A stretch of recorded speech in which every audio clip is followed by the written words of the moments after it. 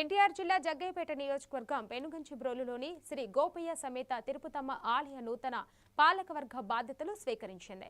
Chairman గా చించు రమేష్ బాబుతో పాటు ధర్మకర్తలు ప్రమాణ స్వీకారం చేశారు. ఆలయ ఈవో లీలా కుమార్ వారితో ప్రమాణం చేయించారు. అనంతరం పాలకవర్గం తొలి సమావేశం నిర్వహించింది. ఆలయ అభివృద్ధికి ప్రభుత్వం నుంచి నిధులు మంజూరు చేయించేందుకు కృషి చేస్తామని విజయవాడ ఎంపీ కేశినేని శివనాథ్ తెలిపారు. భక్తులకు మెరుగైన సౌకర్యాలు కల్పించడమే లక్ష్యంగా పనిచేయాలని సూచించారు.